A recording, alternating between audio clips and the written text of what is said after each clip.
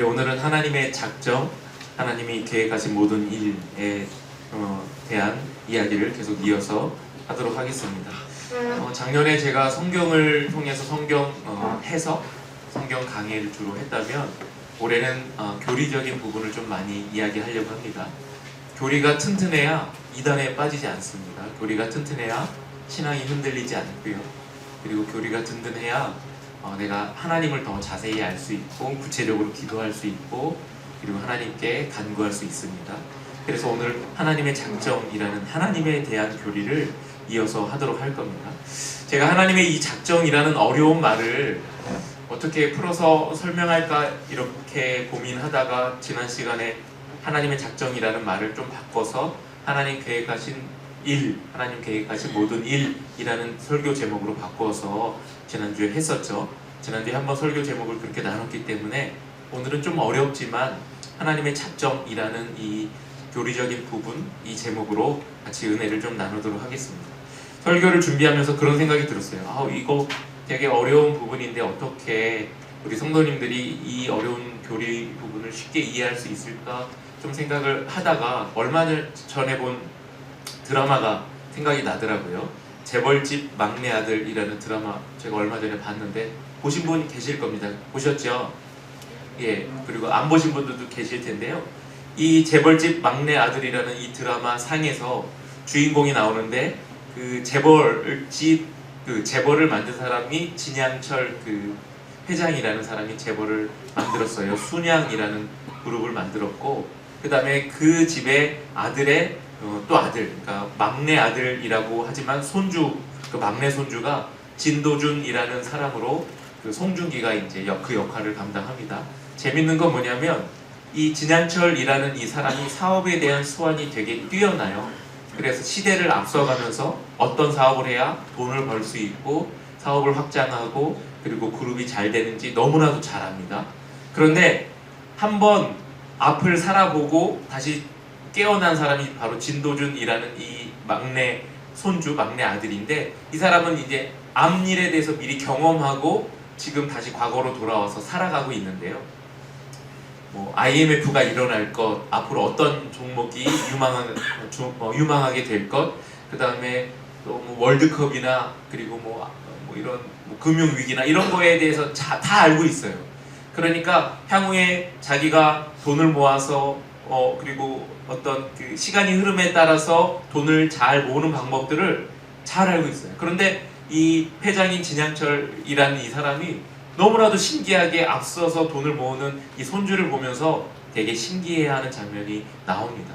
저는 이 드라마를 보면서 이 하나님의 작정이라는 부분이 떠올랐는데 우리가 아무리 철저하게 내 삶을 계획하고 내 앞일에 대해서 준비해도 앞일을 미리 알고 계신 하나님의 계획, 하나님의 작정과는 비교할 수가 없습니다. 내가 지금은 잘 사는 것 같지만 향후에 앞일에 어떤 불행한 일이, 고난이 닥쳐올지는 우리는 알 수 없잖아요. 그러니까 지금 잘 산다고 해서 앞일에 대해서 여전히 잘 살 거야 라고 생각할 수 없고 반대로 내가 지금 불행하고 조금 힘들다고 해서 여전히 앞일에 대해서도 불행하고 힘들고 어려울 거라는 장담을 할 수가 없습니다. 그런데 내가 앞일에 대해서 아무것도 장담하고 예측할 수 없지만 하나님께서는 이미 계획하고 계시죠. 알고 계시죠. 그리고 내 삶에 개입하고 계시고 내 삶을 가꾸고 계시죠. 그러니까 이걸 아주 쉽게 이제 표현해서 이제 이렇게 말씀드렸고요. 이걸 하나님의 작정이라고 이야기할 수 있다는 겁니다. 자, 그러면 그 부분에 대해서 계속 이야기를 좀 나눠볼게요. 하나님의 작정은 하나님이 계획하신 일들의 그 하나님의 역사들 그리고 하나님의 활동, 하나님의 하신 일들이 무엇인가 하는 부분들이 이제 포함되는 겁니다. 이거 지난주에 제가 말씀드린 부분입니다. 하나님은 세상과 사람을 창조하시기 전에 어떤 일을 생각하시고 그리고 결심하셨고 그리고 결정을 하셨어요. 하나님께서 지금 우리의 삶 가운데 그리고 이 땅 위에 펼쳐놓고 진행하시는 일들은 하나님께서 이미 작정하셨고 생각하셨고 결심하시고 진행하고 계신 일들이죠. 세상뿐만 아니라 우리의 삶의 현장 가운데 내 삶, 우리의 가정, 우리 교회 가운데도 하나님은 그렇게 진행하고 계십니다.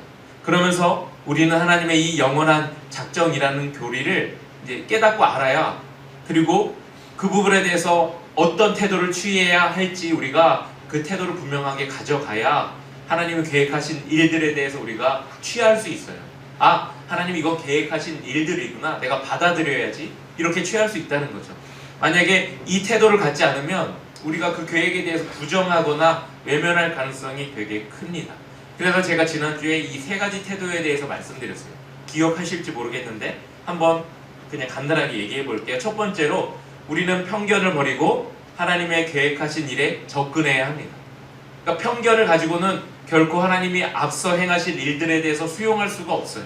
내가 지금 힘들고 어려운데 하나님께서 향후에 내 이 힘들고 어려운 고난 속에서 새로운 일들을 가꾸시고 꾸미셔서 우리에게 복된 일들로 새롭게 또 만드실 거야 라고 하는 기대가 없다면, 그냥 편견 속에서 난 힘들고 끝까지 힘들고 어려울 거야 라고 생각만 한다면 하나님의 앞서 행하실 그 일들에 대해서 우리가 꿈꿀 수가 없죠. 그러니까 우리는 편견을 버려야 하는 거고요. 그래서 여기 안에 자기의 경험이나 습관이나 지금까지 해왔던 관성을 내려놓지 않으면 내 생각을 고수하고 고집부리고 여전히 해왔던 일들 속에서만 살아갈 수밖에 없다라고 말씀드렸어요. 그래서 이 편견을 버리는 것이 중요하고요. 두 번째로, 하나님의 작정이라는 교리를 이해하기 위해서는 철학적 접근을 하면 안 됩니다. 그러니까 철학적인 접근은 무언가를 내가 완전히 이해하고 그리고 완벽한 것을 추구하는 학문이기 때문에 내 이성으로, 내 머리로 이해되지 않고 그리고 완전히 깨달아지지 않으면 나 받아들이지 않을 거야 라고 하는 접근이죠. 그런데 믿음은 그렇지 않아요. 우리가 믿음을 가지고 하나님께 나아가는데 어떻게 하나님의 그 놀라운 세계와 그 놀라운 섭리를 우리의 이성으로 그리고 우리의 생각으로 다 분별해서 깨닫고 알 수가 있겠습니까? 그러니까 우리가 모르는 것들이 너무 많다는 거죠. 그러니까 우리의 철학이나 신념이나 이념으로 하나님의 작정에 대한 이 부분을 접근하기 시작하면 결코 하나님의 이 작정에 대해서 완전히 이해하거나 깨달을 수 없죠. 아니, 한 부분도 이해할 수 없을 겁니다. 그러니까 우리의 철학적 접근, 그러니까 모든 것을 내가 이해하고 실행할 거야, 이해하고 받아들일 거야 라고 하는 이 접근을 버려야 된다는 거고요. 세 번째로, 우리의 한계를 인정해야 한다라고 말씀드렸어요. 우리의 한계를 인정하고 우리는 믿음으로 접근해야 됩니다. 하나님의 이 작정에 대해서, 하실 일들에 대해서 지금은 힘들고 어려워도 향후에 하나님께서 우리에게 복을 주시고 아름다운 길을 펼쳐 놓으실 거야 라고 하는 이 믿음이 없으면 그 향후에 하나님이 하실 일들에 대해서 기대를 갖지 않게 되죠.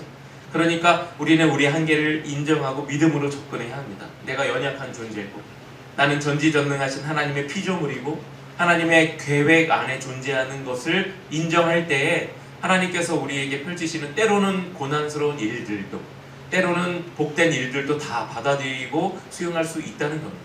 그러니까 하나님의 작정은 놀라운 계획 속에서 펼쳐지는 겁니다. 이 세 가지 태도를 우리가 갖고 있어야 하나님의 계획에 대해서 받아들이고 수용할 수 있다는 겁니다. 그러면 이제는 이 하나님의 작정이라는 교리의 기본 명제들을 몇 가지 살펴볼게요. 제가 태도를 이야기했고요. 그리고 하나님의 작정이라는 것을 크게 말씀드렸고, 그러면 이제 명제들에 대해서 좀 몇 개 이야기를 해볼게요. 먼저는 하나님은 영원 전부터 그 피조물에 대해서 변치 않는 계획을 갖고 계셨다는 거예요. 하나님은 과거에 이전부터 저와 여러분들에게, 여러분의 가정에게, 우리 가족에게, 우리 교회에게 변치 않는 계획을 갖고 계시다는 거예요. 에베소서 1장 4절에 보면 창세 전에라는 단어가 나오거든요. 이것의 의미는 하나님께서는 마지못해서 하는 일이라는 게 없다는 거예요. 하나님께서는 어떤 일을 하실 때 아유 그래 내가 해줄게 이런 일은 없다는 거예요. 하나님이 이미 계획을 갖고 계셔서 그 일을 응당 내가 해줄게, 그 일을 내가 할게 라고 하는 그런 하나님의 계획 속에서 우리에게 우리의 삶을 이끌어 가신다는 거죠. 하나님의 활동들에 불확실한 것은 아무것도 없습니다. 하나님은 결코 후회하지 않으시는 분이죠. 하나님은 우리에게, 우리 가정에게, 그리고 우리의 삶 현장에게 어떤 일을 계획하시고 진행하신 다음에 후회하시는 일들이 없습니다. 하나님의 작정 속에 들어가 있는 일들이기 때문에 그렇습니다. 우리가 그분의 전지하고 그리고 편지하시며, 전지한 거 제가 말씀드렸죠. 하나님의 속성에 대해서 이야기할 때 하나님의 편지에 대해서도 말씀드렸어요. 하나님은 어디에나 계신 분이죠. 처음부터 끝까지 모든 것을 아시는 하나님, 그리고 이 사실에 대해서 우리가 동의하고 인정한다면 결코 후회가 없는 하나님의 그 계획 속에 우리가 살아가고 있다는 것도 인정할 수 있다는 거죠. 우리는 하나님의 창조에 대해서, 그리고 하나님이 사람들에 대한 구원에 대해서, 사람들에 대해서, 그리고 이 세상의 모든 삶에 대해서, 그리고 결국에는 마지막으로 하나님께서 임하시고 그리고 종말이 오는 그 모든 것에 대해서 작정하고 계시고 계획하고 계시다라는 것을 인정하셔야 하는 겁니다. 이게 이제 하나님의 작정에 대한 아주 큰 그림입니다. 이 큰 그림 속에서 우리가 이제 살아가는 거죠. 하나님이 계획하신 모든 일, 그분이 일어나게 하신 모든 일은 그분 자신의 영원한 계획에 따른 것이죠. 하나님의 계획 속에서 벗어난 일들이 없다라고 하는 겁니다. 그러니까 이 계획 속에 살고 있다라는 이 기본적인 명제를 여러분들이 좀 이해하시면 좋을 것 같고요. 두 번째는 하나님의 계획은 일어나는 모든 종류의 일과 사건들을 포함하여 결정한다는 거예요. 이게 무슨 말일까요? 하나님이 특정한 결과를 계획하셨다고 믿는다면 그 결과로 이끌어가는 모든 일도 하나님이 계획하셨다라는 것을 믿어야 한다는 거예요. 그러니까 하나님이 지금 내 삶에 어떤 결과물을 보여주셨고, 이 결과물이 내가 살아보니까 이거 하나님이 하신 거야 라고 우리가 인정이 된다면, 이 결과물 이전의 과정 속에 우리가 경험했던 일들, 때로는 안 될 것 같은데 어쩔 때는 맞아 하나님 그렇게 하실 거야 라고 하는 과정 속에 있었던 모든 일들도 하나님의 계획이었다는 것을 인정하고 믿어야 한다는 거죠. 이해하시나요? 이거 좀 어려운 부분이죠. 그러니까 우리는 결과만을 놓고 볼 때 이거 하나님이 하신 일들이야 라고 이야기할 때가 많아요. 이것도 물론 중요한 믿음이죠.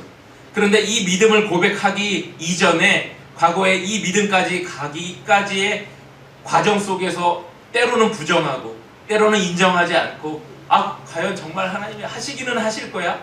내가 이 과정 속에서 그 때까지 계속 지속하며 하나님을 믿고 가야 돼? 라고 하는 이런 마음도 하나님의 계획 속에 있었다는 거예요.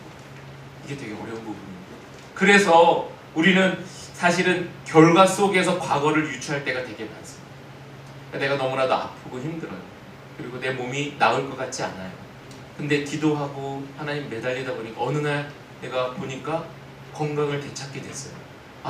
내 건강을 되찾게 된 뒤에 내 과거에 너무 힘들고 죽을 것 같은 상황을 보니까 그 상황도 건강을 되찾기 위한 이 과정으로 가는 하나님의 계획 속에 있었던 일이구나라는 거예요. 내가 어떤 노력을 통해서 그 노력에 대한 결과물을 얻었어요. 그 결과물을 놓고 볼 때 이거 하나님이 하신 거구나라고 내가 인정되는 그 믿음의 고백이 있는 순간이 있잖아요. 근데 그 고백만을 놓고 우리는 하나님이 하신 거야 라고 생각할 때가 많지만, 사실은 과거의 그 과정 속에서 보면 하나님은 그 결과물을 이루기까지 과정을 우리에게 허락하시고 그 과정을 만드셨다는 거예요. 그러니까 과정조차도 하나님의 계획이라는 것을 인정하자는 겁니다. 이게 이제 믿음이라는 겁니다. 그러니까 하나님은 그것도 계획하신 것이라는 것을 믿어야 하는 거고요. 그래서 어떤 결과가 내 뜻과 달라도 지금 현재적으로 어떤 결과에 대해서 지금 현재 그 결과로 가는데 지금 내가 볼 때는 그 결과가 내게 오지 않을 거야 라고 내 뜻과 다르게 가는 것처럼 느껴져도 사실은 그 일을 진행하시는 분, 계획하시는 분이 하나님이시기 때문에 우리는 그것을 받아들이면 나중에 하나님의 계획하신 결과를 얻을 수 있다는 거예요. 근데 거기에서 멈춰버리고 끝내는 순간 그마저도 그 종결도 하나님의 계획 속에 있다는 거예요. 그럼 그 결과를 얻지 못한 그 순간도 어쩌면 하나님의 계획일 수 있다는 거예요. 내 뜻과 상관없이 하나님의 작정은 하나님의 계획하고 진행하는 모든 일인 것을 여러분 잊지 않으셨으면 좋겠어요. 이 교리와 함께 우리가 기억해야 할 것이 하나가 있는데, 이 과정 속에 수많은 일들이 일어나잖아요. 자유롭고 자발적인 행위들의 이 자유롭고 자발적인 행동들도, 과정 속에 있는 이 행동들도 당연히 하나님의 작정 안에 포함된 거예요. 자, 결과는 이미 하나님께서 우리에게 주신 것이다 라고 인정하는 이 믿음, 그건 일단 내려놓고, 이 과정 속에서 우리는 수많은 우리의 자유의지, 자발적인 행동들, 때로는 긍정적인 행동들, 때로는 부정적인 행동들이 수많은 일들 속에, 이 과정 속에서 펼쳐지죠.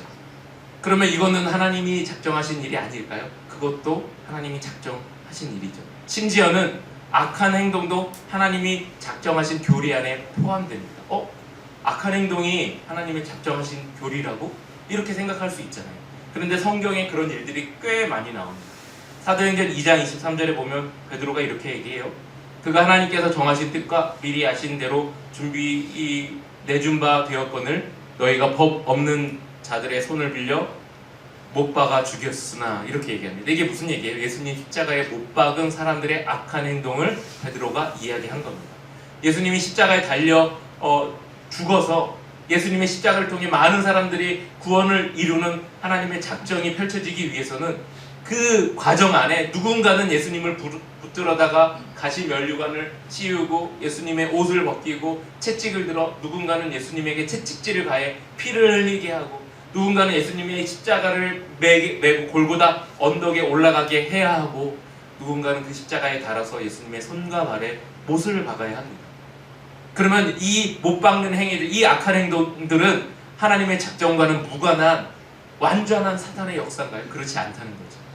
십자가에 달리기 위한 이 결과물을 얻기 위해서 누군가는 악한 행동들이 그 속에 포함되어야 한다는 겁니다. 이게 이제 하나님의 작정 속에 들어가 있는 거예요. 자, 이걸 끌고 와서 이제 우리 삶으로, 내 삶 속에 때로는 죄가 있고 때로는 하나님에 대한 부정이 있고 원망이 있고 불평이 있고 이런 게 있을 수 있어요. 그런데 하나님이 그 불평과 원망과 죄가 하나님의 작정과는 완전히 배치되니까 너 이제 죽어야 돼. 내 계획 속에서 너는 완전히 내가 배제시켜버릴 거야. 그러지 않으신다는 거예요. 하나님 그 사람을 향한 계획과 목적이 분명히 있으시기 때문에 지금 현재 불평하는 그 사람의 불평과 원망과 좌절도 하나님의 계획의 범주 안에 들어있는 것이라는 거죠. 그러니까 우리가 그걸 아셔야 됩니다. 내가 지금 불평하고 죄지었다고 해서 하나님 나를 버렸어. 나는 돌아서 나갈 거야. 그렇게 하지 않으셔도 된다. 하나님의 작정을 이해하신다면. 근데 그걸 이해해도 그 순간에 내가 어떤 선택을 할지 모르잖아요. 조금 더 악한 선택 할지 모르잖아요. 그것도 하나님의 작정 속에 들어가 있는 범주라는 거죠. 세 번째로, 좀 어렵지만 이해하시면 좋을 것 같아요. 때로는 설교하는 저도 어려울 때가 있거든요. 그러니까 이해하시면 좋을 것 같고요. 세 번째로, 하나님의 작정은 인간의 행동에 의해 좌우되지 않습니다. 아까 이제 말씀드린 이 부분과 약간 연동되는 부분이기도 합니다. 내가 하나님을 부정하고 무언가 하나님에 대해서 원망하고 튕겨져 나간다고, 내 행동을 그렇게 가져간다고 해서 나를 향해 계획하신 하나님의 계획이 바뀔까? 그렇지 않다는 거죠. 그 계획은 여전히 유효하다는 거죠. 그러니까 우리가 무슨 행동을 해도 하나님의 그 계획과 나를 향한 작정과 나를 향한 계획은 변하지 않는다는 거예요. 그 목적은 동일하다는 거죠. 사람들이 무엇을 한다고 하나님이 그 계획을 새롭게 하실까? 사람들이 무엇을 하지 않는다고 하나님이 그 계획을 철회하실까? 그러지 않는다는 거예요. 하나님의 작정은 하나님 자신의 의지와 태초부터 갖고 계셨던 하나님의 계획 속에서, 그 거룩함 속에서 계속 진행되고 흔들리지 않고 이루고 계신다. 그러니까 그 은혜 안에 제가 그래서 하나님의 뜻을 알아야 된다는 게 중요하다는 게 그겁니다. 하나님의 큰 그림과 나를 향한 계획이 있어요. 근데 자꾸 밖에서 보면 아닌 것 같고 틀린 것 같고 그리고 이루어지지 않을 것 같죠. 그러니까 그 계획 속으로 들어가서 때로는 힘들고 원망스럽고 좌절스러워도 그 계획 속에서 보면 내가 지금 하나님의 그 틀 안에서, 작정 안에서, 그리고 섭리 안에서 살고 있다라는 것을 느끼시라는 거죠. 그 속에서 죄도 지을 수 있고요. 원망도 할 수 있고 불평불만도 할 수 있다는 겁니다. 그럼에도 불구하고 하나님의 그 계획은 변하지 않는 겁니다. 네 번째로 하나님의 작정은 항상 효력이 있습니다. 하나님은 주권을 갖고 계신 분이죠. 하나님의 목적들은 결코 실패할 수가 없습니다. 태초부터 지금까지 하나님이 계획하신 일들은 한 번도 실패한 적이 없습니다. 하나님이 결정하시고 뜻하시는 것은 틀림없이 일어나야만 합니다. 아무도 그것을 막을 수가 없죠. 그리고 아무도 그것을 꺾을 수가 없습니다. 그러니 여러분을 향한 하나님의 계획이 분명히 있습니다. 여러분을 이 땅에 태어나게 하신 하나님의 목적이 분명히 있습니다. 그 목적을 향해 걸어가다가 때로는 곁길로, 때로는 외면에서 멈추더라도 하나님은 언젠가는 여러분을 향한 그 계획과 목적을 이루십니다. 그러면 우리 이제 좌절할 이유는 없잖아요. 조금 더디긴 해도, 조금 느리긴 해도, 조금 돌아가도. 근데 돌아가는 그것조차도 하나님이 계획하셨다라는 것을 안다면 여러분 그 자리에 서서 지금 하나님의 계획을 내가 깨닫고 아는 그 순간에 얼마나 감사하겠어요. 그런데 이제 그것을 자꾸 부정하고 외면하니까 원망스럽고 이게 나를 향한 뜻이 아닌가라고 자꾸 생각이 들 때가 있죠. 그러니까 변함없이 완벽하게 이루시는 하나님의 계획을 여러분 좀 아시면 좋을 것 같고요. 이제 마지막 말씀, 마지막으로 하나님은 창세전에 이미 구원을 작정하셨습니다. 우리 모두 구원받았잖아요. 요한복음 3장 16절이 바로 그겁니다. 하나님이 우리를 너무 사랑하셨어요. 하나님 우리를 사랑하는지 안 사랑하는지 어떻게 했죠? 하나님이 이미 태초부터 우리를 사랑하셨습니다. 하나님은 앞으로 태어날 여러분의 후손들도 사랑하셔요. 그래서 여러분들 후손에게도 작정하고 계십니다. 구원을 펼치기로 작정하고 계시죠. 그래서 하나님께서는 여러분의 후손들에게도 복 주시기로 작정하고 계신 겁니다. 요한복음 6장 37절에 아버지께서 내게 주시는 자는 다 내게로 올 것이라고 이미 얘기해 놓으셨죠. 44절에서도 나를 보내신 아버지께서 이끌지 아니하시면 아무도 내게 올 수 없다라고 요한복음을 통해서 말씀하고 계시죠. 사도행전 13장에서도 영생을 주시기로 작정된 자는 다 믿더라 이렇게 얘기하십니다. 하나님은 여러분을 구원하시기로 이미 작정하셨죠. 조금 더디더라고요. 예배 시간에 나와서 너 이 자리에 왜 있어? 라고 하시지만 이미 그 순간도 하나님의 계획 속에 다 있는 것이라는 거예요. 그 사람을 통해서 언젠가 구원의 마음을 허락하시고 마음을 오픈하고 하나님의 인재 가운데 나아가기로 하나님이 계획하셨다는 거예요. 이게 하나님의 작정입니다. 목사님 이거 너무 추상적인 거 아닌가요? 맞습니다. 아까 그래서 제가 처음에 우리의 태도를 이야기할 때 말씀드렸죠. 이성으로는 하나님을 다 이해할 수가 없습니다. 그러니까 하나님의 섭리이기 때문에 하나님이 이렇게 하셨다라고 하니 우리 그 하나님의 섭리 안에서 그것을 믿기 시작하면 그 다음부터 우리에게 자유함이 있습니다. 이것도 하나님의 계획이었구나라고 고백할 수 있다는 겁니다. 하나님의 작정에 대한 교리를 이해하고 하나님이 계획하신 모든 일들을 여러분 믿으셨으면 좋겠어요. 우리는 하나님의 마음이 궁극적으로 어떻게 역사하는지 완전히 이해할 수는 없습니다. 지금도 내 삶의 어떤 부분에 있어서 왜 이렇게 가는 거지? 왜 이렇게 어렵지? 왜 이렇게 힘들지? 때로는 왜 이렇게 내게 무한정 은혜를 베푸시고 내게 복을 주시지? 내게 이렇게 평안함으로 더하시지? 라고 해도 그것조차도 이해할 수 없다는 거죠. 이것은 왜 그런가? 저것은 왜 그런가? 모든 것이 결정되고 정해져 있다면 왜 그 부분에 대해서 우리는 우리를 벌하시지? 라고 하는 부분조차도 우리가 하나님의 작정이라는 것을 알아야 한다는 거죠. 여기에 대해서 우리가 인간이기 때문에 네가 나의 섭리를 어떻게 다 알아? 하나님 이렇게 우리에 대해서 이야기하신다는 거죠. 이 앞에 이 질문들을 끊임없이 우리가 되물어 간다면 어떤 현상이 나오냐면 자꾸 하나님과 대적하려고 하는 거죠. 하나님 이거 왜 이렇게 하셨어요? 왜 이런 겁니다? 왜 이런 겁니까? 라고 계속 끊임없이 묻는다면 이제 섭리 속으로 작정 속으로 들어가는 것이 아니라 자꾸 이제 하나님과 대적하는 일들로 나가는 결과를 가져오게 됩니다. 그런데 여러분 아셔야 돼요. 우리는 유한합니다. 여러분 얼마나 사시겠어요? 100살? 100살까지 사시면 좋겠죠. 120살? 못 삽니다. 영원하신 하나님이 고작 100살 사는 우리와 견주어서 우리가 어떻게 하나님을 다 이해할 수 있겠어요? 심지어는 100살 살게 하신 그 하나님의 뜻조차도 이해할 수 없을 텐데, 그렇죠? 그러니 하나님의 작정과 이것을 대해서 판가름하면서 이해할 수 없다라면 굳이 대적할 이유가 없다는 겁니다. 제가 예전에 신앙생활하면서 중고등학교 때 한참 이성이 발달하고 의문이 발달할 때 왜 교회 가면 맨날 믿어 할까 이런 의문이 있었는데 생각해보니 믿어 할 부분이 꽤 많아요. 이성으로 판단해서 이해하는 부분보다 신앙생활할 때 믿어야 될 부분이 꽤 많습니다. 그래서 믿음이 생길 때 이 믿어야 할 부분이 꽤 많이 이해되고 그리고 믿어지는 영역이 되는 거더라고요. 그래서 여러분 이 교리에 대해서도 그래서 교리를 잘 다루지 않으려고 했던 것 같아요. 옛날 목사님들도 그렇고. 왜냐면 설명이 잘 하기가 어려우니까 이걸 이성으로 이해시켜서 됐다 이해했어 오케이 그렇게 갈 거야 이게 잘 안 되니까 이게 이제 교리적인 부분을 터부시하지 않았나라고 생각됩니다. 하나님의 작정입니다. 지금 여러분의 삶의 현장 가운데 작동하시는 하나님의 작전이시죠. 지금 우리가 이곳 이 시간 속에서 해야 할 일은 하나님께서 언제나 일관성 있는 분임을 알고 믿는 거죠. 하나님이 그의 영원한 작전과 창세전에 결정하신 일들에 대해서 명백하게 말씀하신 것들을 받아들이는 거죠. 무엇보다도 저와 여러분이 하나님의 자녀가 된 것은 하나님이 그렇게 하시기로 결정하셨기 때문에 그렇습니다.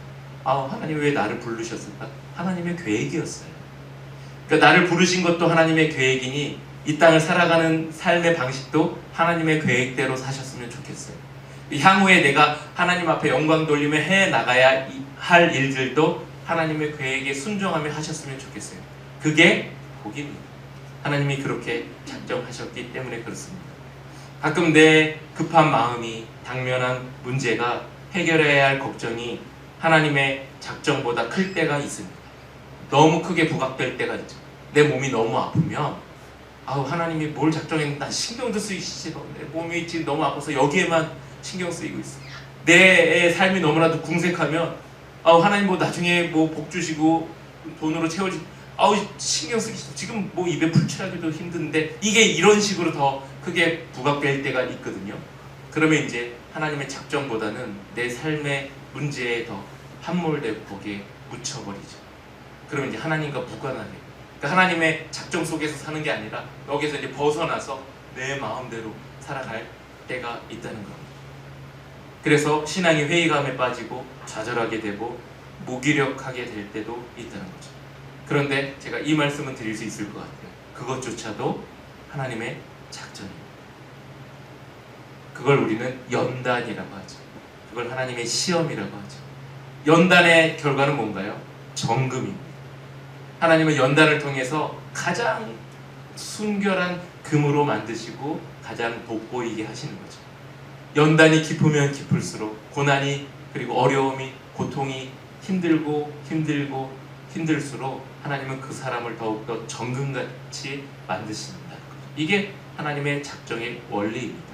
이 원리를 깨달으시고 삶의 현장 가운데 그리고 삶의 일상 가운데 나와 함께 하시며 그리고 하나님의 작정 속에서 자유함을 누리기를 원하시는 하나님의 이 뜻을 깨닫고 그리고 받아들이시고 하나님과 동행하시는 여러분들 되시기를 간절히 소망하고 축복합니다.